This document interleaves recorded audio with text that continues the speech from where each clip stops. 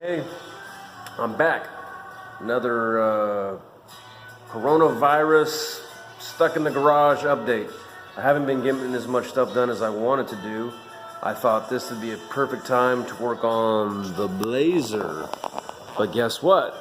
I haven't done anything to that. Been doing other projects.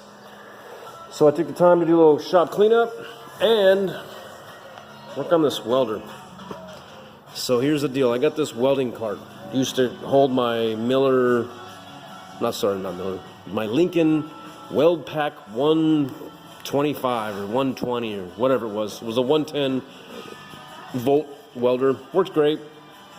But I upgraded to this 175 Miller a few years ago.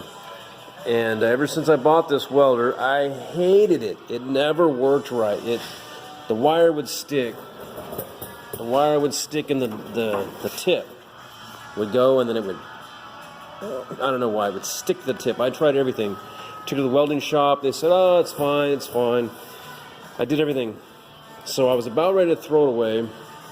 I bought this one, this bigger 210. Bought it brand new.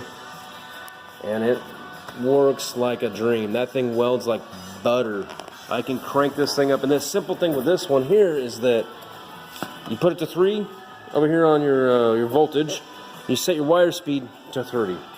That's it. Go to 4 on the wire speed. Go to 4 here, and it does its thing. I've had really good luck with this welder. Love this welder. Set up for a spool gun. I don't have a spool gun. I got a TIG, so I don't need it. So going back to this one. This thing here was junk. I had this Spectrum 375 Extreme, which is a dual voltage, 120 volt or 240 volt. And the cords were always, I wound all the cords around this whole thing, always were messed up, screwed up. So today I decided, you know what? Well, actually, backtrack. A couple days ago, my friend down the street from me bought a Lincoln Weld Pack 135, I believe. He didn't know how to set it up, so he brought it down. I set it all up for him, and he said he wanted to do some thin sheet metal. I said, well, let's run 025 wire. So I got some 025 wire, put it in there, hooked the gas up, the bottle, the whole stuff, and man, it welded so good. I thought, you know what wire do I have on the old 175? Before I throw this thing in the trash, let me see. So I went and got me some small 025 wire in a new tip at the welding shop.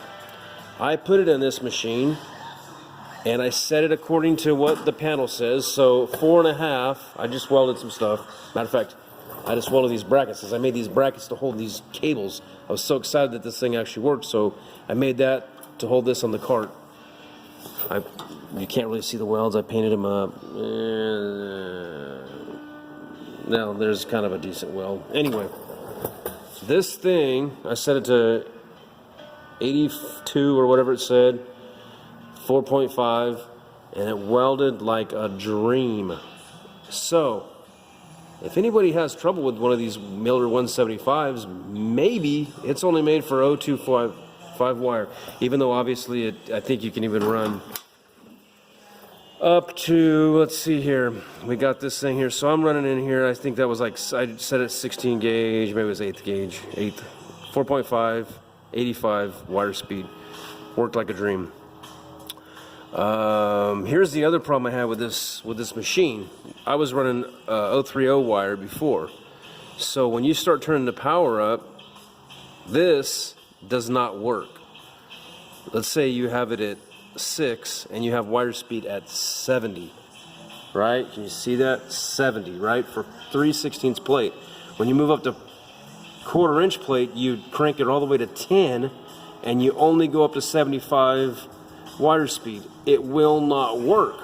I had to turn the wire speed all the way up. The wire would not feed fast enough at 10. Obviously you can see 6 and 100, right? And then you're going to go to 10 and 100. It does not work. This machine does not have enough wire speed for the amperage, in my opinion. That was the problem with it. Now you come down here, same thing, 10, you're talking about 10, 10, 10, different size wires, and it's 80, 70, 60, but you go to 6, it doesn't equate. Tell me what you guys think about that. Look at that and study that. See what you guys think. Anyways, but working down here in the lower, smaller stuff with the smaller wire, it really worked well. I was really actually impressed. It was smooth, no spatter. It ran really clean. I was pretty impressed. So I think the 3.0 wire is not the thing to have. Maybe 3.5 when you come up to these bigger amperages. I think the 3.5 is necessary. But anyway, enough with that. So anyways, why don't we talk about the all Spectrum 375 Extreme, okay? Now, it's an okay machine. I've used a lot of different machines in the past, and they all cut. Plasma cutters cut. As long as you have good consumables, I've had good luck with almost all plasma cutters. Here's the back, little reset, turn on and off, has a fan. Pretty basic. So, this thing will cut pretty well. The only problem with it is that 30 cycles short. If you're doing something intricate, doing a big drag across a long piece of sheet metal or something that's even like, I don't know, 1/8 inch, something like that, it'll cuts out on you and you got to start all over, and it really pisses you off. So, go for full cahoots and get the bigger machine, in my opinion.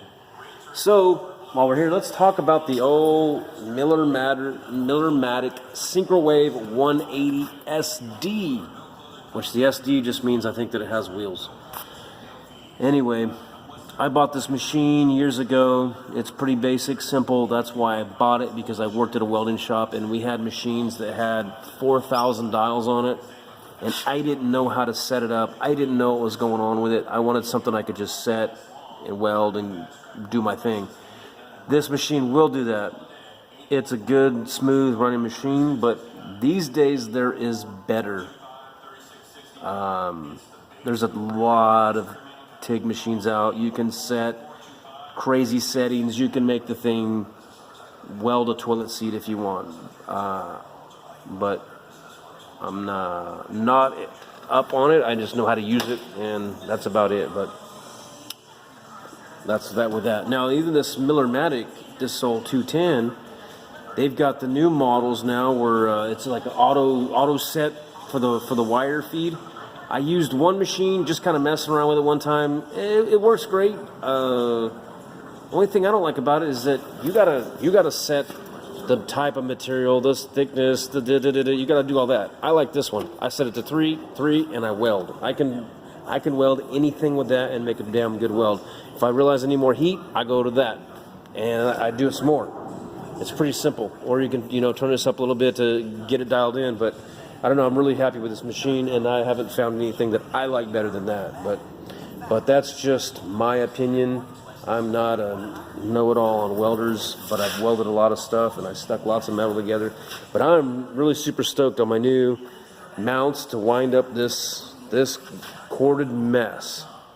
So I'm really excited about that. This thing's gonna, you know what? Let's put it right back in its hole here. Oh, I gotta move that. Oh man.